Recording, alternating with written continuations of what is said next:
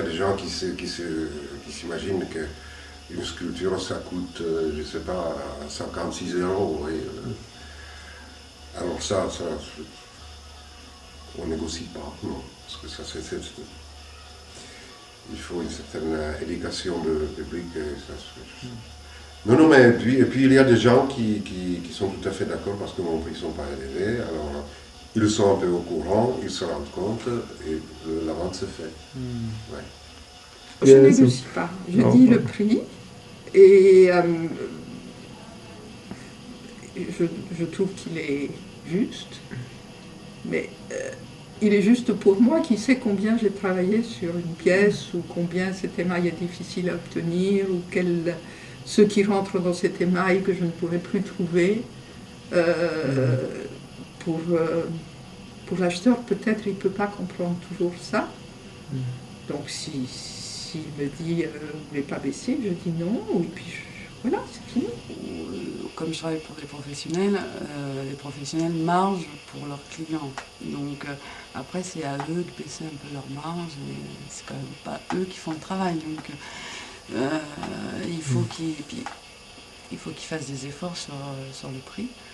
Et puis, ça m'arrive de temps en temps à ce que ça soit négocié, mais je pense pas être exorbitante au niveau des prix, donc généralement ça passe. Mais j'arrive peut-être pas tout à fait à mon taux horaire. Vous savez, ça dépend des gens. S'ils sont fermes, c'est comme ça et pas autrement, c'est une chose et c'est à prendre ou à laisser. Ou après, il y a toujours une part de négociation. Ça dépend des gens. On peut négocier le prix, c'est comme toutes les choses. Ça, c'est la première chose qu'une personne me dit quand je ne connais pas le système de galerie avant ce projet. Mais la première chose que la personne me dit, c'est connais ton prix. C'était peut-être un prix imaginaire, mais connaître ton prix aussi connaît le système, comment les prix marchent dans le système quand tu es entré.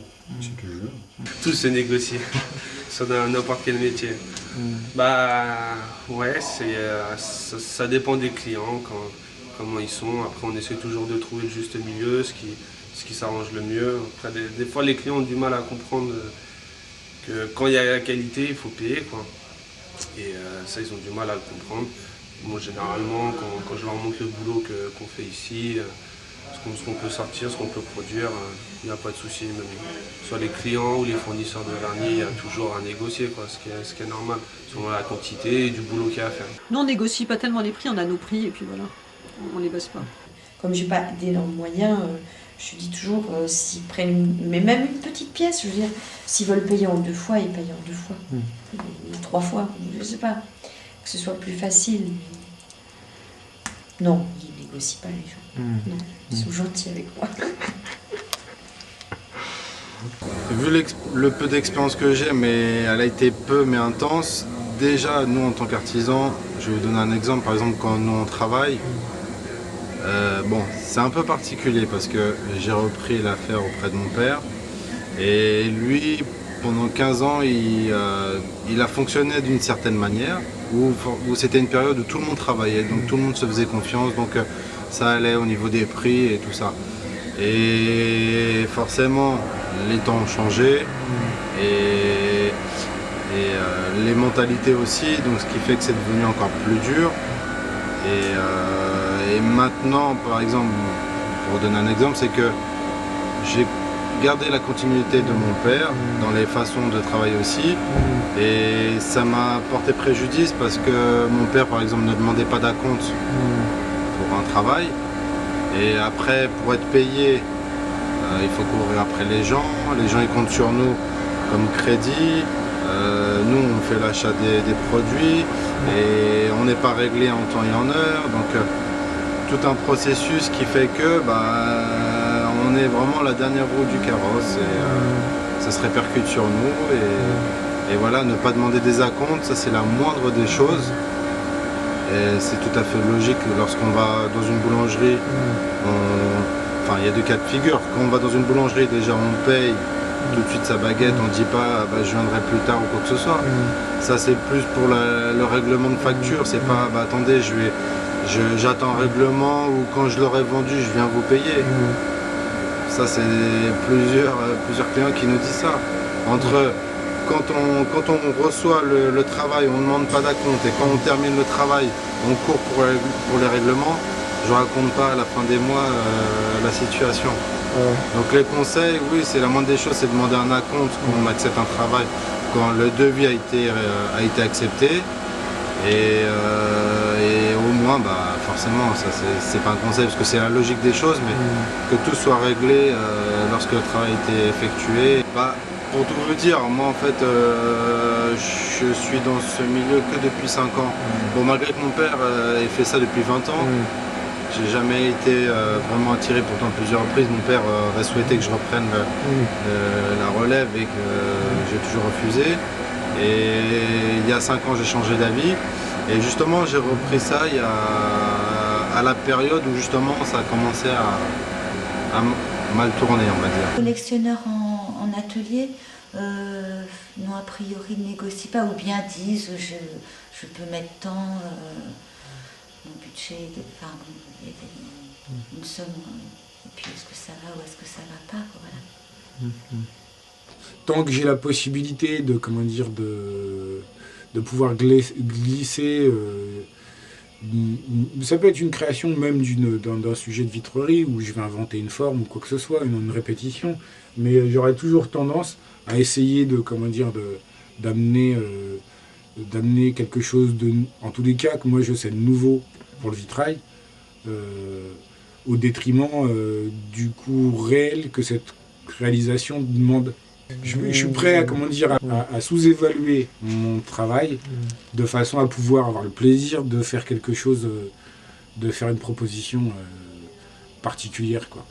Moi j'aimais bien, un de mes amis, Tim Milstein, un jour avait mis un prix à la tête du client. Enfin, bon, c'est aussi un peu ça, quoi. Si on tombe sur quelqu'un qui adore la pièce et avec qui on pense qu'elle sera bien, bon, ça peut être un prix très... Enfin, c'est quelque chose d'un peu complexe. Et en fait, peut-être qu'en tant qu'artiste, je ne suis pas la bonne personne pour donner le prix marchand, on va dire. La plupart des collègues que je connais qui font des pièces de création, ils les vendent quasiment à perte. Parce que comme ça, la pièce existe. Quand elle est chez quelqu'un, elle existe plus que quand on la stocke chez soi. Comment j'arrive à vendre mon travail? Alors, en faisant des expositions, en montrant mon travail, mais depuis que j'ai ce petit lieu, donc c'est la 2e fois que j'expose ici, j'avais exposé aussi en face dans mon propre lieu. Comme je te disais tout à l'heure, j'ai pas le temps de faire de recherche de galerie. Ça c'est ou travailler ou faire une recherche de galerie. C'est en même temps un vrai métier. Les motivations ou les méthodes pour arriver changent justement. J'ai assisté il n'y a pas longtemps à une conférence de presse de Petr Bazlitz qui racontait quand il était jeune, il a fait ce tableau, il était tout à fait inconnu. Il avait une exposition dans une petite galerie. Il a, en réfléchissant, ce n'était pas une question d'émotion, de sensation, en réfléchissant, il a trouvé cette idée de faire un tableau jeune homme qui se masturbe. Alors, il savait qu'en faisant cette cochonnerie, il peut attirer l'attention. Et c'était réussi. L'exposition était fermée, la police a intervenu, etc. Bon, c'est pas ça qui a fait sa carrière, mais ça a commencé comme ça. Et il a dit, oui, j'ai eu cette idée de faire une cochonnerie, je l'ai fait et ça a marché.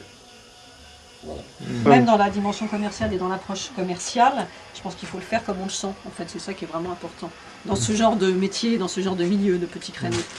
C'est ça ce que les clients vont chercher, vont ressentir aussi. Et ou alors c'est une très jolie vendeuse aussi. Hein. L'homme peut être attiré par aussi une très jolie femme qui est vendeuse. Pour l'impressionner, on l'achète. C'est déjà vu.